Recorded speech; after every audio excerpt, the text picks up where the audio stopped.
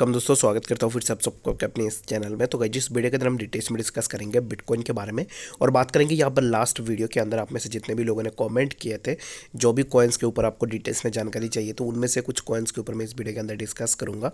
तो बाकी अगर आपके पास भी कोई भी ऐसा कॉइन है जिसके ऊपर आपको डिटेल्स में जानना है तो फिर आप मुझे कॉमेंट सेक्शन के अंदर भी ज़रूर से बता सकते हो। एक्चुअल में होता क्या है ना कि कॉमेंट्स आप लोगों का बहुत सारा आता है, तो उसमें से मुझे देखना पड़ता है कि एक्जैक्टली कौन से कॉइन के ऊपर क्या मूवमेंट बन रहा है और कौन से कॉइन के ऊपर जो है हम यहाँ पर अपडेट्स आपको प्रोवाइड करवा सकते हैं, उसके बाद जाके ही मैं आप लोगों को अपडेट प्रोवाइड करवाता हूँ। ठीक है, तो बाकी जितने भी लोगों का कमेंट्स में रिस्पॉन्ड नहीं कर पाता हूँ, I am really very sorry for that, but आप कमेंट्स ज़रूर से करना। कमेंट करने में आपका कोई भी पैसे नहीं लगते, फ्री ऑफ कॉस्ट आप मुझे बता सकते हो, ताकि मैं भी आप लोगों का जान पाऊँ कि एक्जैक्टली आप कौन से कॉइन के ऊपर ट्रेड कर रहे हो एंड कौन से कॉइन के ऊपर आप ज़्यादा इंटरेस्टेड हो। ठीक है, तो अभी इस टाइम पे अगर आप देखोगे तो बिटकॉइन के प्राइस हमें जो है थोड़ा नीचे की तरफ देखने को मिल रहा है, जो कि 17,152 के आसपास हमें बिटकॉइन के प्राइस देखने को मिल रहा है। तो क्या यहाँ से हमें प्राइस के अंदर और भी ड्रॉप डाउन देखने को मिल सकता है? यानी तो मेरे हिसाब से तो अभी इस टाइम पे अगर आप देखोगे ये जो ट्रेंड लाइन था ना, इसी ट्रेंड लाइन के आसपास हमने पहले भी डिस्कस करके रखा हुआ था कि सुबह की वीडियो के अंदर भी, कि ये जो ट्रेंड लाइन है ये अगर बीटीसी ब्रेक करेगा, ये ब्रेक होने के बाद अगर प्राइस यहाँ पर ये जो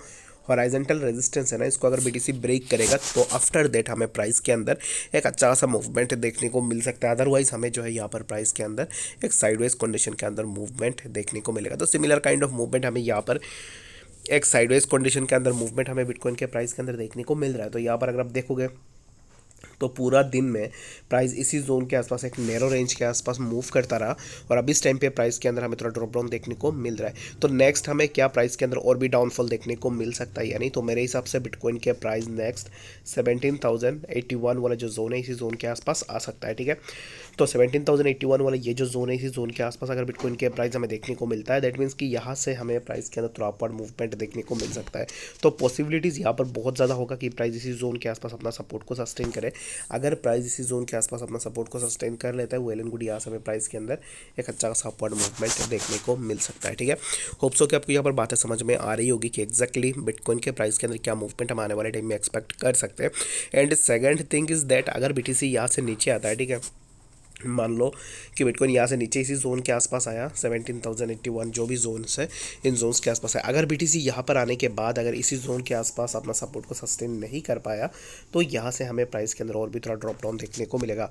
तो कुछ रीजंस मैं आपको बता देता हूँ कि मार्केट नीचे आने का। सबसे पहला तो रीज़न ये है कि मार्केट के अंदर अगर वॉल्यूम नहीं होगा ना, तो वॉल्यूम नहीं होगा तो मार्केट के अंदर हमें कोई भी मूवमेंट देखने को नहीं मिलेगा।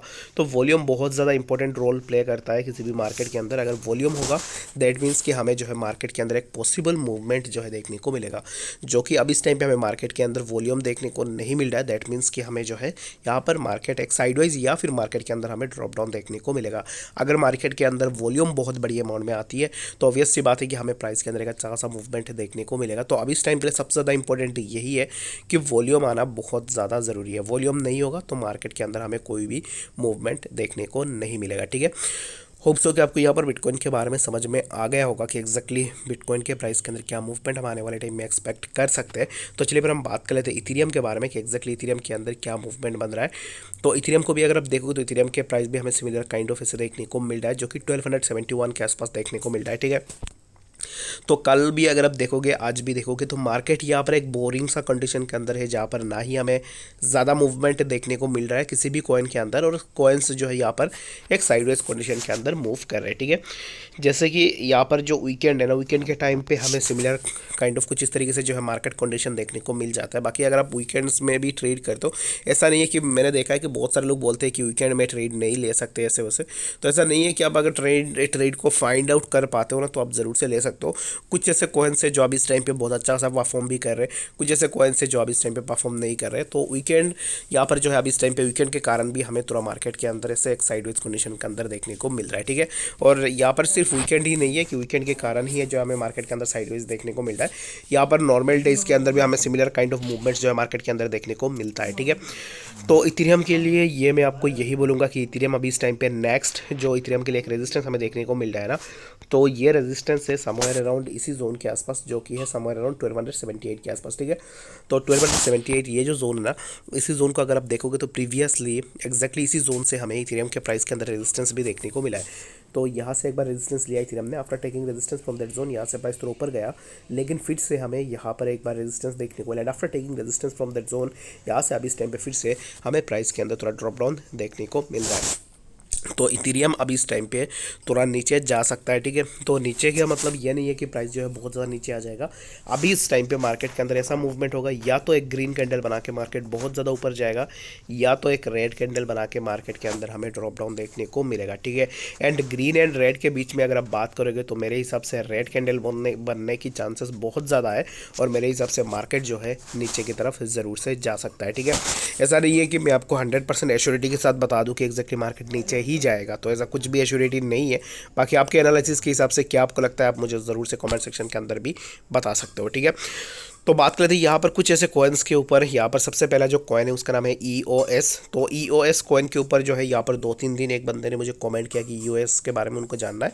तो EOS के लिए यहाँ पर क्या है ना कि उनको लॉन्ग टर्म के लिए एंट्री लेनी है। तो लॉन्ग टर्म के लिए देखो, मैंने ऑलरेडी आपको बता दिया कि लॉन्ग टर्म के लिए कुछ कॉइन्स के नाम मैंने पहले भी अपने चैनल के अंदर मैंने यहाँ पर मैंशन भी किया था, कि जैसे कि पोल्काडॉट हो गया। पोल्काडॉट के अंदर आप लॉन्ग टर्म के लिए अगर आप स्मॉल अमाउंट में लगाना चाह रहे हो तो फिर ज़रूर से लगा सकते हो।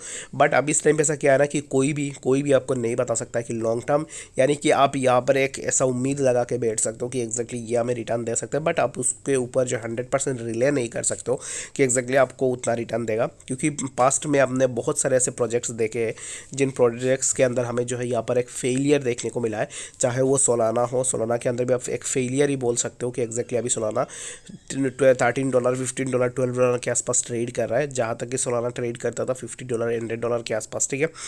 एंड नेक्स्ट थिंग क्या है ना कि नेक्स्ट ये है कि अभी इस टाइम पे अगर मैं आपको बता दूं कि EOS 1 साल के बाद 2 साल के बाद यहाँ पर जो है आपको डबल रिटर्न देगा, ऐसा कोई भी गारंटी नहीं है। प्रोजेक्ट फेल भी होते हैं मार्केट के अंदर बहुत ज़्यादा, तो इसके लिए आप जो भी अमाउंट लगा रहे हो तो स्मॉल अमाउंट में आप लगा सकते हो। एज ए प्रोजेक्ट अगर आप मुझे पूछोगे तो ऐसे एज ए प्रोजेक्ट बहुत सही है EOS।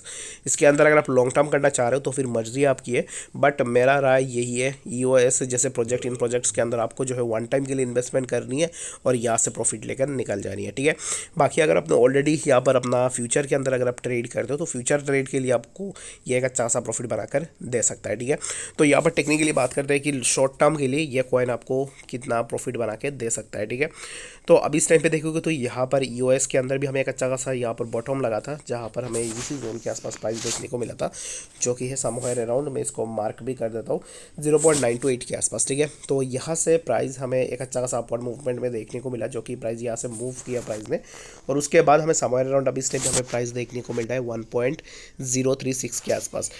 एक चीज़ अगर आप देखोगे तो प्राइस जब भी ऊपर जा रहा है तो फिर प्राइस जो है हायर हाइज ही बना रहा है। यहाँ पर ऐसा नहीं है कि प्राइस लोअर लोज बना रहा है, प्राइस हायर हाइज बना रहा है। तो दैट मीन्स कि यहाँ से क्या हो सकता है कि हमें EOS के अंदर और भी थोड़ा मूवमेंट देखने को मिल सकता है। तो EOS के अंदर अगर आप लॉन्ग पोजीशन ओपन करने का सोच रहे हो तो लॉन्ग के लिए मैं आपको सजेस्ट यही करूंगा कि अगर EOS इसी जोन को ब्रेक करता है, ये जो जोन है 1.065, ठीक है, 1.065, इस जोन को अगर EOS ब्रेक करता है एंड आफ्टर दैट अगर यहाँ पर अपना सपोर्ट को सस्टेन करता है, तब जाके जो आप इसी जोन के आसपास आप एंट्री ले सकते हो लॉन्ग के लिए।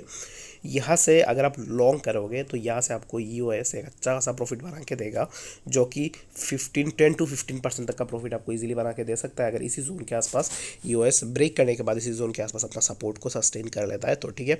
बाकी अगर आप शॉर्ट करना चाह रहे हो तो शॉर्ट के लिए भी आपके पास अपॉर्चुनिटी होगा। अगर EOS इस हाई को ब्रेक नहीं कर पाता, ये जो हाई बनाया है ना EOS ने, ये हाई अगर ब्रेक नहीं होता, इसी ट्रेंड लाइन से अगर रेजिस्टेंस लेता है तो आप यहाँ से अपना शॉर्ट पोजीशन ओपन कर सकते हो, क्योंकि यहाँ से अगर रेजिस्टेंस लेगा तो यहाँ पर कंफर्म है कि प्राइस यहाँ से नीचे ही आएगा, और नीचे आएगा तो प्राइस हमें समवेयर अराउंड इन जोन्स के आसपास देखने को मिल सकता है, जो कि मैं आपको यहाँ पर मार्क करके बता देता हूँ। समवेयर अराउंड यहाँ पर 0.977 के आसपास ये जो जोन है, इसी जोन के आसपास प्रीवियसली हमने देखा है कि एक स्ट्रॉन्ग सपोर्ट है इसके लिए, तो इसी सपोर्ट के आसपास भी हमें देखने को मिल सकता है, ठीक है। होप्स हो कि आपको यहाँ पर इस वीडियो के अंदर डिटेल्स में सब कुछ समझ में आ गया होगा। बाकी कोई भी डाउट या कंफ्यूजन होगा कमेंट सेक्शन के अंदर भी जरूर से बता सकते हो। मिलते हैं नेक्स्ट अपडेट्स के साथ, तब तक के लिए गुड बाय।